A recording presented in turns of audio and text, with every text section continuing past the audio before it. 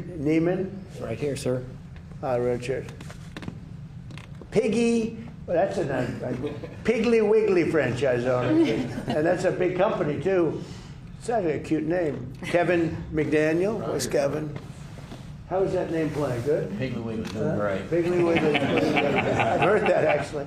That's great. Franchise owner, Kevin. So you met Kevin. And Food Fresh owner, Michael Gay. Right Food here. Fresh? President. Hi, Michael. Right. How are you, Michael? And this is a representative group of very large-scale retailers.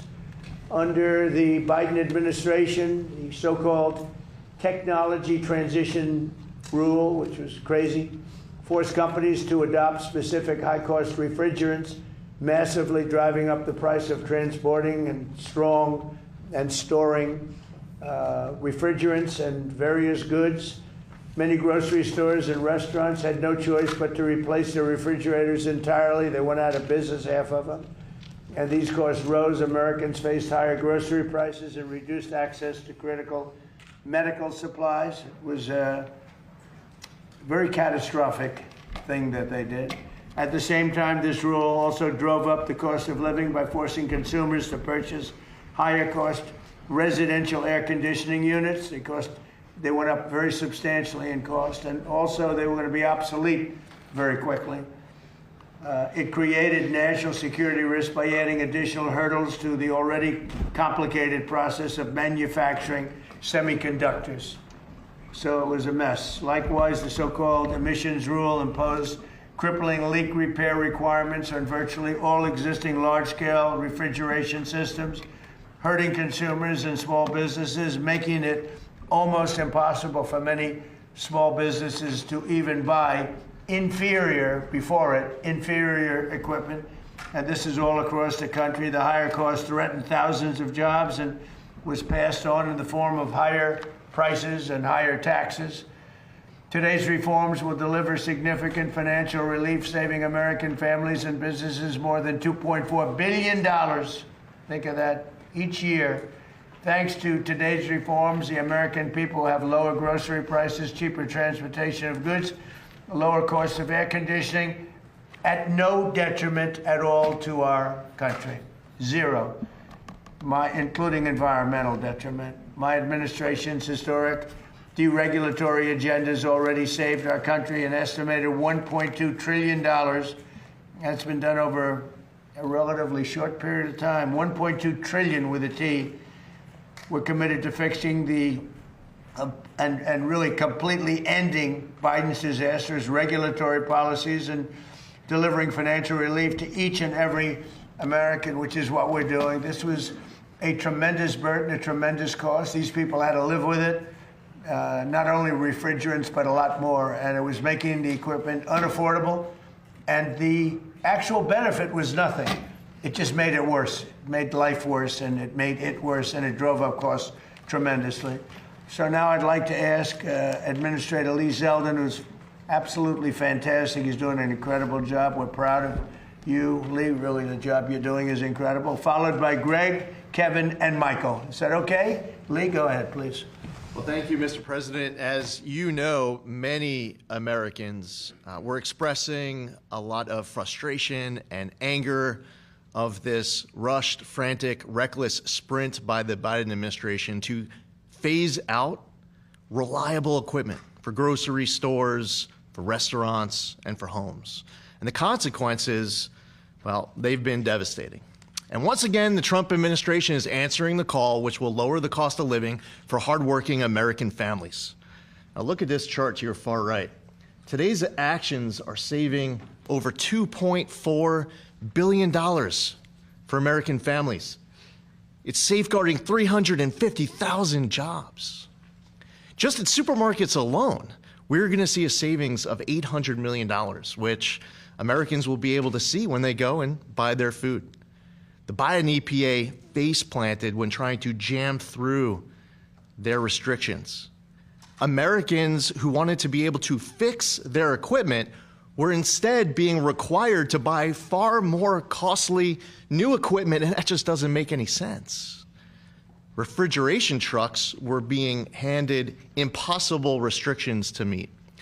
And once again, here we are in the Oval Office. President Trump is righting another wrong.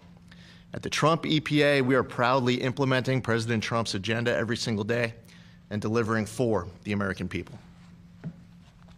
Thank you, Lee, very much. Thank you. Please. Thank you, Mr. President, and thank you, Lee. Look, on behalf of the Kroger Company, and we operate about 2,700 supermarkets, an orderly transition of equipment reduces both capital costs and operating costs. And at the end of the day, that's good for consumers because we're able to take that and put that into lowering prices, which is the key objective that we have in our business. So thank you very much. And you were able to save a lot of money and put it elsewhere by not having to do this ridiculous. Exactly. So it allows us, instead of having to outlay more capital at a faster rate and more operating costs to change that equipment. Well, to replace a refrigerator that's working perfectly, right? Yeah. So that allows us, you know, obviously these things have a lifespan, but an orderly transition allows us to move through that in a way which keeps the price of groceries down, and that's something that we're, you know, desperately focusing on, Mr. President. Great. Thank you very much. Next. My name's Kevin McDaniel. We operate 14 Piggly Wiggly stores in North Florida, Alabama, and Georgia. On behalf of NGA, the Piggly Wiggly family, which has about 250 stores in the Southeast, we want to thank President Trump for rolling this terrible Biden legislation back, because without it, there would have been a lot of independents out of business. And what people don't realize is it's just not a refrigerant change. It was a equipment change. And those equipment per store, you take a store, our stores run from 25 to 50,000 square feet. You could look for $800,000 to $1.5 million per store to do a change out. That would have And done. the new equipment would not be as good as the old equipment. No, absolutely not. It would be inferior equipment because you weren't able to use a refrigerant. It was thrown together too fast. The technology's not there yet. It's just way too fast. That's the problem. Good idea, but it's terrible. So you would have had all these independents go out of business. You'd had the independents out of business, and you would have seen grocery prices soar. That's what would have happened if this would have went through. President Trump, thank you very much on behalf of every independent in the United States. We cannot thank you enough for what you've done for us. Thank you so much. I mean, just the bottom line is, so you have great equipment that works incredibly, takes care of your meats and foods and everything else, beautiful refrigeration systems. Take it out and replace it with stuff that barely works, costs a fortune, and it's no good. Think of it. And everyone's going to go bankrupt because the equipment is much more expensive on top of everything else. So the big thing now, we're going to get rid of the law that was signed quite a while ago, and we have to get rid of that because ultimately we want to make it permanent. There's no negative impact by having a good system, but there's a tremendous impact. I think it's going to be bad because a lot of people said the other stuff doesn't cool your product. No, there's a problem with it. It's so crazy. Please. Michael Gay, I have a single store, Food Fresh, in Claxton, Georgia. And exactly, I mean, to echo everyone up here, these refrigeration costs, I'm the only store in a county of 10,000. I literally, 2 years ago, put in equipment that should have about 20 more years of useful life. And to replace literally every single piece of equipment in our store would have been unbelievably cost prohibitive, driving up costs as we fight every day to try to keep them as low as we can. And, you know, if that cost gets too high, especially attached to a regulation, do you have independent stores closed in neighborhoods that once I go away, you've created a food desert? So it's very beneficial that this happened today. It's much more complicated than anyone thinks, and to try to rush this through was just the wrong way to go. So we're very appreciative of you today. Thank you. I have one grocer who's a friend of mine. He's pretty big, and he said, I'm going to go ahead of the schedule. And he actually replaced a lot of his equipment. He called me up. He said, this crap doesn't work. It doesn't cool the food. So you know about that, right? What a shame. Okay, would anybody, Kevin, would you like to say something? Yeah, I'd just like to say, sir, that this is part of your overall deregulatory agenda, and the big number, 1.2 trillion, is the savings so far, but we're going to be hitting that every year. And we're rolling back stuff that everywhere we look, there's stuff that's as awful as this. And I think that really one of the leaders has been Lee, because the EPA has been a holdup for so many years. But Lee is just out there saving Americans money. And right now, again, if you look at that number, it's $14,000 per family has been saved at reduced cost because of your deregulatory. Do we agree that Lee is an MVP candidate? MVP. No, he's done a great job, and he sees what's good, and he's a big environmentalist. I mean, he wants to make sure everything's good, but he also sees stupid things like this. Senator, would you like to each speak for this? Well, Mr. President, I'd like to thank you for this because this hits our goal of trying to keep prices low for working families in America. Cost of food. I have the Graff family here right behind it. They operate 3 grocery stores in Columbiana County. They had already upgraded their refrigeration systems a few years ago. This was going to cost them millions of more dollars in Columbiana County, which is not an affluent county. It has a grocery store in East Liverpool, Ohio, which is the hometown of the late great Lou Holtz. And these people, not only would it raise food costs, but it might force them to shut a grocery store down so that the town didn't even have a grocery store. So you're saving money for working families and their grocery prices. You're also saving grocery stores so that we don't have food deserts in rural places across our country. Yep.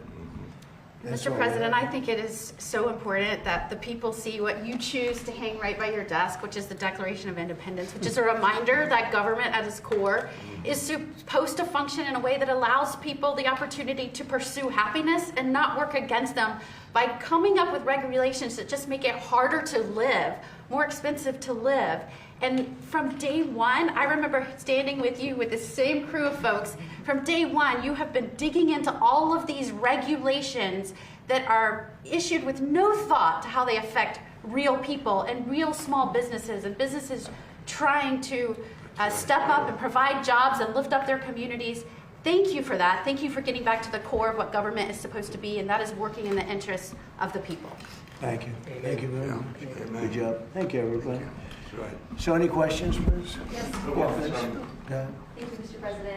How much do you expect that this will save the average American family every week on groceries? And do you expect this change to help Republicans? Okay, very, very substantial. They're going to be a big saving. We're breaking it down. In fact, numbers are coming out this afternoon sometime, but the average family will save a lot of money, and you can have stores. You know, nobody actually thought of it until it was mentioned this morning. You will have stores closing down in areas where they're not going to have a store anymore. That's right. And you really are being forced to spend money, much more money, on much more expensive equipment that really doesn't work. This friend of mine is a very savvy guy, and big league stuff, and he put some in because he wanted to see, and he said the stuff doesn't work. It doesn't cool the food properly. That's why they call the thing that we're talking about a refrigerant. For a reason, it's a refrigerant. So that's it. Please, thank you very much. Yeah, thanks, Mr. President Trump. Are there any assurances from the grocery chains that they'll pass these savings down to consumers? Well, let's ask Kroger about that. Come on. That's a very good question. You have the biggest right here. Yeah. We're actually right in the middle of doing that at the moment. So we're concerned about the cost of living. It makes a big difference when you get your pricing right, and we certainly are interested in ensuring that all our customers right across the country are paying the right price. If it were the right thing to do, if it would be, bad for the environment what they had, I'm all for it. I'm all for that stuff. But when you're forced to put in very inferior equipment that's not going to work, you're going to be wasting a lot of food product because it doesn't cool the food properly. And it's actually a bad thing, and the bad thing is more expensive than what they already have, and in many cases they just put it in. They just put in the other apparatus, and a lot of people have said they've spent money recently to do it, and then this rule came up out of nowhere, and the stuff they just put in they have to change. I'd be all for changing if it was good, even if it was a little bit good. But this is actually bad. Yeah, do you not have any environmental concerns, though, with this? No, there is no environmental concern. And Lee covered that really well. There's no environmental concern. It's not going to have any impact on the environment. Mr. President, with many Americans concerned about affordability ahead of the midterms, There is some backlash among Senate Republicans to some of the other priorities, the ballroom and the anti-weaponization fund. You clearly still have a stronghold in the Republican Party. Your candidates did very well this week during the primaries, but are you losing control My of the Senate? candidates did well. Not all candidates did well. But are you losing control of the Senate, sir? Are you losing control of the Senate Republicans? I don't know. I really don't know. I can tell you, I only do what's right. I don't need money for the ballroom. You know, I'm making a gift of the ballroom. This is the biggest misreporting that I've ever seen. The ballroom is being built. It'll cost. It was going to be $200 million. I've doubled the size of it because we need it, and it's being done in conjunction with the military and with the very much in conjunction with the military and Secret Service. We're on time, on budget. It's going beautifully. Have all the money I need. We're making a gift to the United States. They came along and they said we want to make it the White House overall more secure, and I understand that. Not for me, because I'll be gone. You know, I'll be gone, and you'll have somebody else in for hopefully hundreds of years. But that's what they're doing it for. The ballroom is paid for. It's a gift. I mean, I want to make it clear because so many people say, I thought you were giving this away, and all of a sudden, the money that they're spending is for security, having to do maybe around the ballroom and other parts of the house. But this is not for the ballroom. The ballroom is being a tremendous amount of what's being done with respect to the ballroom is for national security, including, as an example, a drone port on top of which was top secret until litigation made it less than top secret. But we have a drone port. We have the glass that's 4 inches thick, bulletproof glass. We have bulletproof walls. We have things. You need a place like this. But this is being made as a gift from me and other people that are great patriots that spend a lot of money. We're building what will be the finest ballroom anywhere in the world. If they want to spend money on securing the White House, I think it would be very, very much a good expenditure, but the ballroom is being built. Well, what if Congress doesn't sign off on the security money, sir? Then the White House won't be a very secure place. But then regarding Cuba, there was an aircraft carrier that just arrived there this week, an aircraft carrier. Are you sending that there to intimidate the Cuban government? No, not at all. Cuba, look, it's a failed country. Everybody knows it. They don't have electricity. They don't have money. They don't have really anything. They don't have food. And we're going to help them along, and we're going to help them because number one, I want to help them. I don't want to on a humanitarian basis, but we have the Cuban American population, much of it living in Miami and Florida. That's a great group of people, amazing group of people, industrious, they're great Americans. They've wanted this to happen. They want to go back to their country. They want to help their country. I hope they're going to stay here, but they want to go back. They want to invest in their country and, see if they can bring it back. Other presidents have looked at this for 50, 60 years doing something, and it looks like I'll be the one that does it, so would be happy to do it. We want to open it up to Cuban Americans where they can go back and help. The DNC released a report this morning, their report on the last election on why you won and Democrats lost. One thing that it mentions is how they failed to reach Middle America, Southern Americans. Do you think they've learned lessons from that election, and have you seen that report?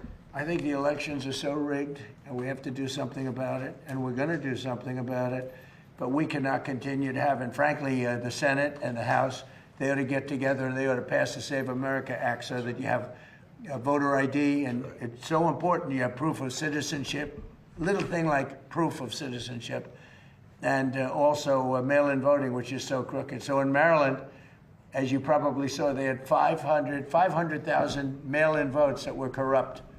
They were corrupt. They said the printer made a mistake. Don't believe that. And they got caught with 500,000 mail-in ballots that were corrupt. We've got to stop it. We have a country that has a very corrupt, we have more corrupt elections than third world countries have. And we ought to get smart. Pass the Save America Act. That'll be a long way. You have voter ID, voter identification. The Democrats don't want to pass. Now, I'll tell you what, the Democrat voters do want to pass, 87%.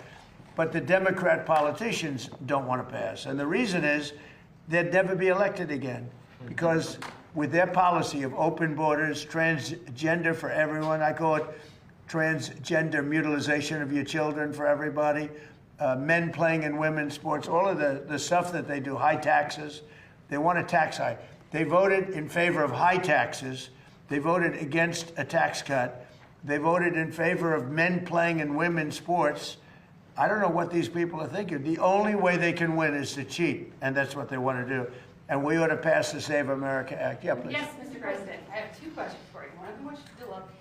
First about the ballroom and the second about Iran. First, I'm curious, what is the stone that you're going to be using? And I ask that for a reason, because I live in Stafford County, and you know a lot about history and stuff like that. So you know the stone that was quarried for the Capitol and the White House is from Stafford County. They still have quarries, so down there. We're using marbles and granites, Okay. mostly marbles and granites. All right, excellent. And then my second question is, the Vice President mentioned the other day there would be accommodations, they were willing to make accommodations with the Iranian deal.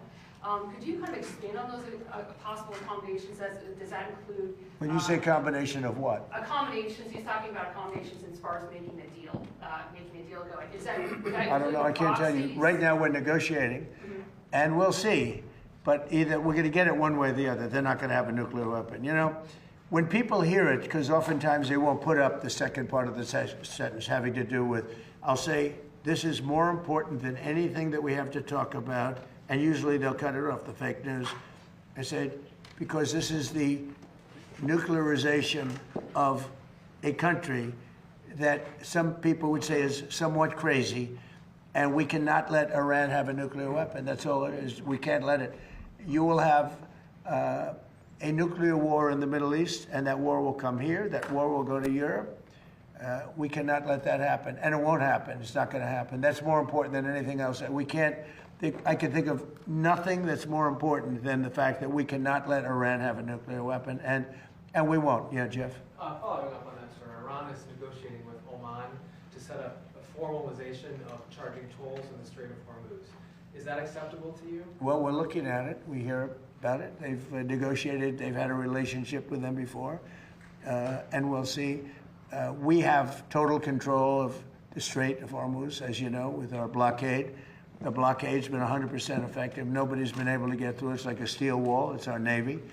We have the greatest military anywhere in the world. We wiped out their Navy. We not wiped out their air. I think they're down to about, I would say we knocked out 85% of their missile capacity. It's very hard for them now to build missiles, to build drones. We have great drone technology, anti-drone technology now that, frankly, we didn't have even 2 months ago. We have unbelievable drone technology, both for making them and also for knocking them down. But look, we're going to either make sure they don't have a nuclear weapon, or we're going to have to do something very drastic. And the people of the country, I believe when it's put to the people of our country, they will all agree that we cannot let Iran have a nuclear weapon. Yes, Daniel? Let me just do one follow-up on that. How do you want things to end up with the Strait of Hormuz, though? Would you like them to have? Well, we want it open. We want it free. We don't want tolls. It's international. It's an international waterway. They're not charging tolls. Right now, they are losing $500 million a day is what it's projected. I don't know, it sounds like a lot of money, but whether it's 500 or 200 or 300, they're losing a lot of money. There hasn't been a ship that's been able to get through without our approval. And the Navy has done an amazing job. And no ship is going to Iran, as you know. No ship is going to, or out of Iran without our approval. Can they keep their highly enriched uranium? No, we get the highly enriched. We will get it. We don't need it. We don't want it. We'll probably destroy it after we get it, but we're not going to let them have it. Okay? Mr. President, I have two questions. First on deregulation, the second on the Supreme Court. You, coming from business, you've seen the effects of what unnecessary red tape can do to business. Do you believe that given the amount of deregulatory actions taken along with this, the pulling back the endangerment finding, the CAFE standards, the tax cuts and tariffs, do you believe that you've made the United States the most pro-business, pro-investment country in the world? Yeah, thank you very much for that question, because we are, for every one new regulation that we add, we're getting rid of 20 to 30 to 40, and now it's actually at even a number. In my first term, for every regulation that was added, we got rid of a minimum of 10. And I understand, Lee, that it's up to 43 or 44 right now. So if we add a regulation, we get rid of 43, 44. we're making it a much more pro-business, pro-people. You know, regulations are very costly for the people. They're bad for everybody. They're bad for jobs, bad for everybody. And we have, as of today, we have more people working in the United States than at any time in the history of our country. To me, it's one of my favorite stats. But we have more people today working in the United States than at any time in the history. And this is with the Iran conflict. That'll end soon, very soon. And when it ends, your gasoline prices will go down lower than they were before. You know, I left Iowa a few months ago, and gasoline was at $1.85 a gallon. And we'll be hitting numbers like that again. Mr. President, on the Supreme Court. But we'll be hitting them in a much nicer way, by the way. We will be hitting them, and we will have a country that will not have a nuclear weapon. Yeah, Daniel? So one is today's. Yeah, let me just finish with him. On the Supreme Court, sir, we're still waiting for the decision on birthright citizenship. Yeah, birthright. You attended the oral arguments of that. Can you just explain what's at stake with that decision, sir? It's a big decision that we're waiting for from the Supreme Court. We had a terrible tariff decision. They cost our country a fortune. They said do it a different way. We're doing it a different way, but we're going to most likely have to pay back $149 billion. All they had to do is put a little sentence in there, half a sentence, saying that any monies paid don't have to be paid back. You know, you're talking about the people in many cases that hate our country. Give them back money. It was a terrible decision. And it's not going to affect because we do the tariffs a different way. The tariffs are what's bringing in all of this money. It's really made our country rich, modernly rich. Now we have another one coming up, which is birthright citizenship. And we're the only country in the world that has it. You step into our country and you're all of a sudden a citizen. You come in a certain way. This was not meant for Chinese billionaires to have their children become citizens of our country. This was meant, or other rich people, poor people. This was meant for the babies of slaves. This was signed right after the Civil War. You look at the dates alone, immediately after. This was having to do with the babies of slaves. And people have used it. And if this is allowed to stand, it will be a disaster economically for our country. And you'll have 25% of the people coming into our country coming in through birthright citizenship. And we won't have any control. This decision by the Supreme Court is a very big one. They'll probably rule against me because they seem to like doing that. You know, frankly, I'm not happy with some of the decisions. Look at NIL. Look what they've done. Look what the courts have done to college sports. They're destroying college sports. They're destroying universities. But birthright citizens are a big deal. And literally, if that's allowed to stand, and again, this was a civil war. This was right after the Civil War, and it has to do with the babies of slaves. It doesn't have to do with the babies of very rich people coming into the country. One of them came in with 57 children, okay, 57 children. They're using the system, and it's usually people that hate our country, if you want to know the truth. Birthright citizen is done by no other country in the world the way we're doing it. We're a laughing stock. And if the Supreme Court approves that decision, they have done a great disservice to the United States of America, just like they did a great disservice by costing us $149 billion on tariffs by saying do it a different way. Get the same result, do it a different way. We should have won that decision. We had a very strong, very powerful dissent. We had 3 dissents. So it wasn't like a unanimous decision by any means. We had very powerful dissents. When you read that dissent, people that read that dissent say, you really should have won this case. We should have won that case on tariffs. That case cost our country $149 million. It goes to people that hate our country. So now we have another one coming up, birthright citizenship. It would be a disgrace. It would be a disgrace if the Supreme Court of the United States allows that to happen. Remember what I said, 20 to 25% of the people coming into our country will come in through birthright citizenship. They'll become citizens through birthright citizenship, and it'll cost us numbers that are, I don't even think they're doable. And it's all up to a couple of people and I hope they do what's right. Birthright citizenship is a disgrace. The fact that, look at the people that are bringing the suit. Study the people that are bringing the suit. These are not people that love our country, I can tell you that. Mr. President, why is today's executive order on AI been postponed? Because I didn't like certain aspects of it. I postponed it. I think it gets in the way of, we're leading China, we're leading everybody, and I don't want to do anything that's going to get in the way of that lead. We have a very substantial on AI. It's causing tremendous good, and it's also bringing in a lot of jobs, tremendous numbers of jobs. Again, we have more people working right now than we've ever had.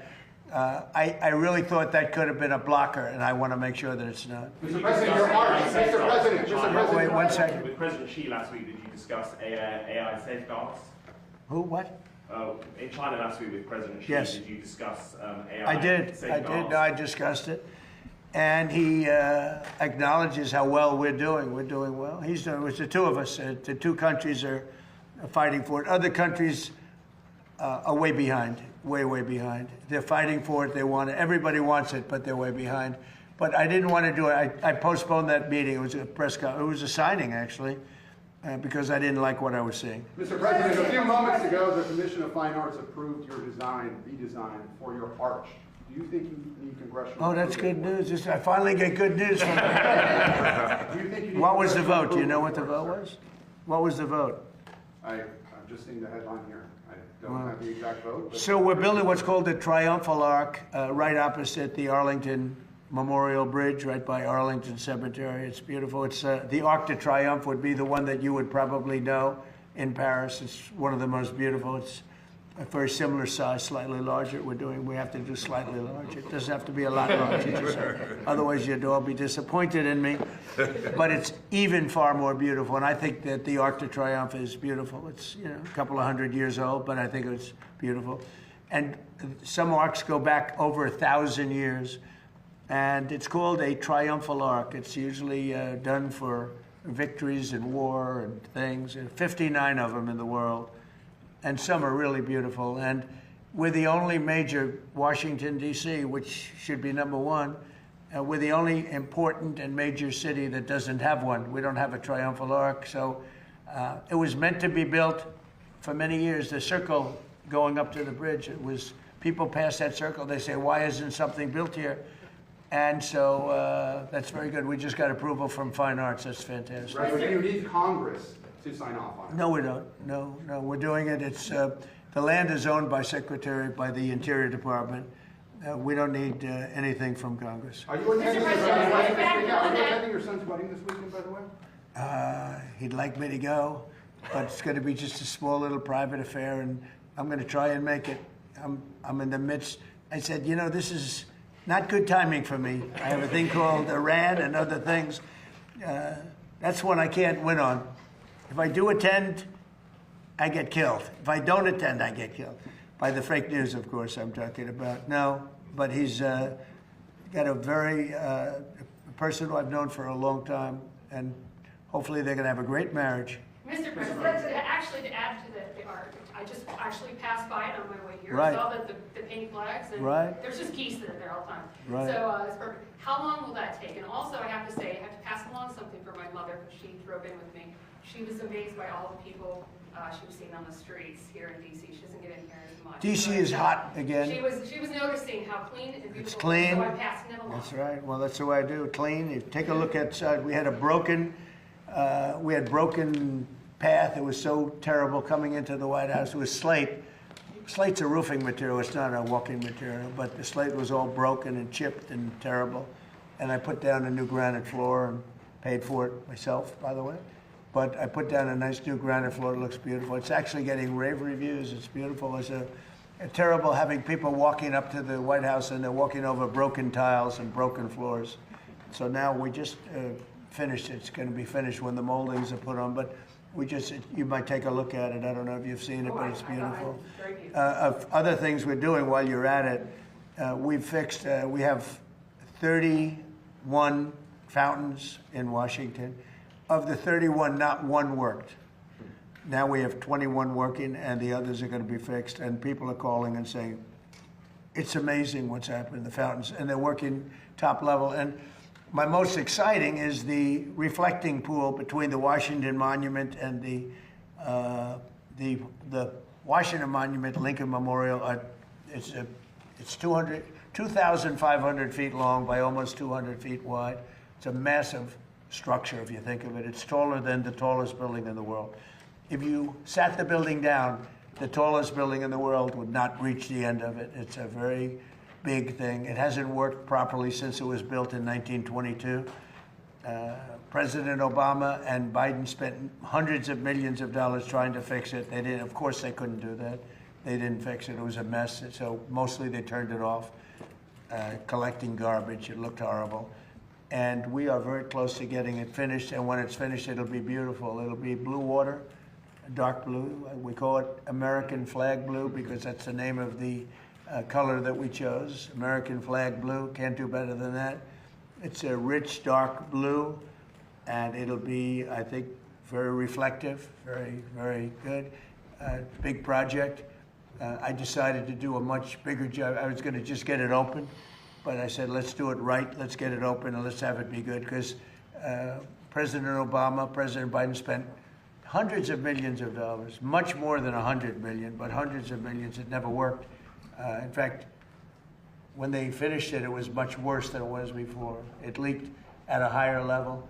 They would have to fill it up every single day with water. The whole thing was ridiculous, so they ended up turning it off, and it became like a garbage dump. Well, it's pretty close to finished. So they had estimates of $350 million to fix it. I'll be doing it for a tiny fraction of that. A bigger job than I originally thought I'd do it for $2 or $3 million, just do a base. But now we're fixing up the exterior of it. So we'll probably be in there for less than $20 million. And the estimate was going to be using a different method, 350. It was going to take 4 years, 350 million. I'll be doing it in basically a couple of months for less than $20 million. That includes all of the exterior base, which I never included in my original numbers. When I went there last week, I saw the exterior was in very bad shape as well as the interior, so I said, we're going to fix that too. The stone. It's going to be beautiful. When that's done, you might see it. It's probably 3/4 done. We have rain delays. We get a lot of delays, but that will be something special. The reflecting pool in front of the Lincoln and Washington monuments. I think it's going to be incredible. It's largely done. If you want to go see it, you can see it before we put the water in. The key is to have it done before July 4th. We want to see if we can have it done before July 4th. But we have about 20 or 21 of the water features in Washington open. And I can say, we top of the line, they look better than they did the day they were built. Some of them have been closed for 25, 30 years. There's been no water for 25 or 30 years. And they're really beautiful. Some of the fountains are as beautiful as I've ever seen. And you probably see them. And in addition to that, you brought up something. Washington, D.C. is now a safe city. We had a city that was one of the most unsafe cities anywhere in the country. And now it's considered a very safe city. Restaurants are opening. Restaurants were closing. You couldn't go to a restaurant. The restaurants were closing all over because of the danger from during the Biden administration. Now you have restaurants opening, it's thriving, and it was very nice that you said that. I like this reporter. I have no, it's nice. We have a vibrant city again. People are going out. I have a lot of people in the White House. Every time I see somebody, they thank me, and I know immediately what. They thank me for making the city safe. They walk to work now. Before that, they'd take Uber or something, and they felt unsafe even in Uber. You know, we moved over 5,000 people out of the city, career criminals that came in through the open borders and other reasons.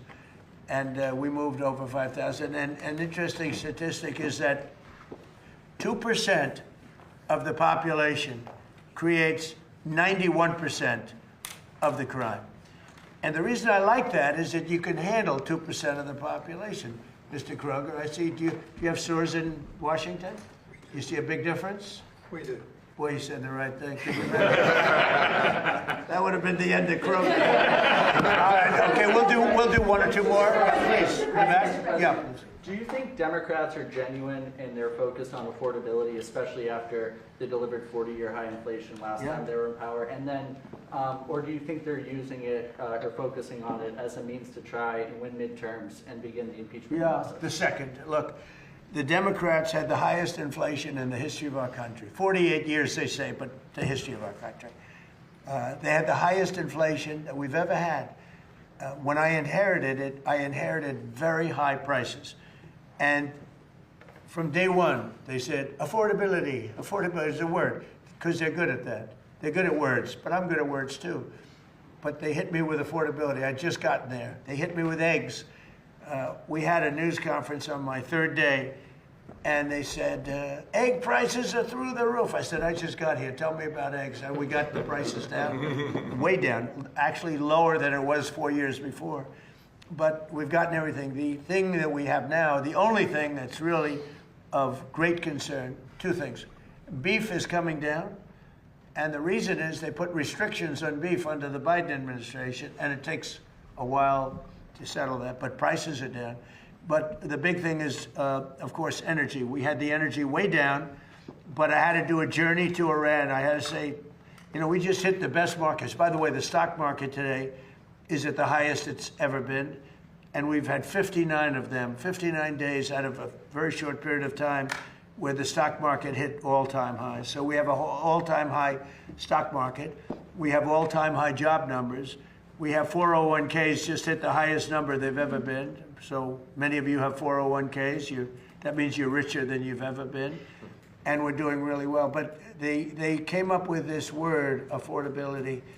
But it's them that caused the problem. And they used that word, Senator, they used that word right from the beginning. I was in one day, and I heard somebody on television say, affordability. And I inherited this mess from them. But we've got it in great shape. The country's doing well. We're respected all over the world. This country is respected. We're the hottest country. We were a dead country 2 years ago. And now we're the hottest country anywhere in the world. So I think most of you appreciate that. Some of you don't. Yeah, please. Harry Pickett, Washington Times.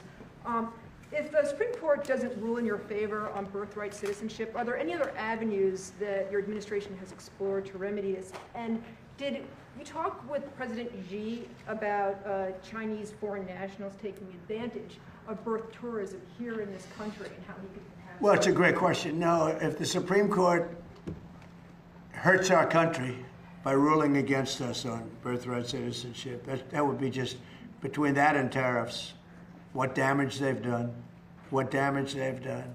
Again, they could have said, which they said, do the tariffs a different way. But they could have said the money taken in, hundreds of billions of dollars, $149 billion we have to pay back. Kevin understands that better than anybody. All they had to do is say, any money taken in, because they agree you could do it a different way. Any money, this is a better way. But the other way is a very secure way. And maybe in many ways it's a stronger way. They could have said, any money taken in thus far does not have to be paid back. To, in many cases, the enemy, people that don't like our country. Or it was a half a sentence. The Supreme Court could have saved us $149 billion with a half a sentence. But they chose not to do that. Now they have a ruling which is a much bigger ruling, actually, birthright citizenship.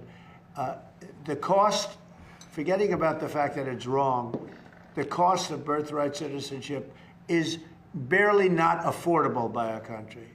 It's going to cost hundreds of billions of dollars. And it's in their hands. What can I tell you? It's a common sense ruling. It's common sense. It was exact timing. And it's about the babies of slaves. Thank you for that question. Right, you go ahead. Thank you, Mr. President. So do you think if Democrats were to take control of Congress again, they would immediately begin the impeachment process? I think if Democrats took control of the Congress, I think that, and let's say took control of the country, I think that this country's finished. These people are sick. They suffer from Trump derangement syndrome, but really They have bad policy. They have horrible policy. They cheat on elections. They get elected by cheating on elections. But you would have 2 states added. They'll terminate the filibuster immediately. Republicans should do that. They'll terminate the filibuster. You'll have Washington, D.C., and you'll have Puerto Rico as a state, which will be a disaster, which would be 4 Senate seats, tremendous numbers of electoral college votes. You will have that's really bad, but you will have the destruction of our country. They want to go to 21 Supreme Court judges. That's their perfect number. They talk about 13, but they want to go to 21 Supreme Court judges. If they get in power, I think this country would be maybe finished. If I didn't win the election, I'll say this, we've become the hottest country anywhere in the world. We were a dead country 2 years ago. If I didn't win this election, we would have been a country that was essentially, I don't even know that we would have been a country any longer. They were destroying our country. They were letting hundreds of thousands, millions of people pour through our southern border, criminals, people from jails, people from mental institutions, drug dealers and drug addicts. They were sending everybody, countries were sending everybody that they didn't want by the millions, 25 million people. If I didn't win this election, I believe our country would have been finished. Thank you very much, everybody. Thank you, Brett. Thank you. Thank you, Brett. Thank you, guys. Thank you, guys. Keep moving. Thank you, guys. Thank you, guys. Keep going. Thank you, guys.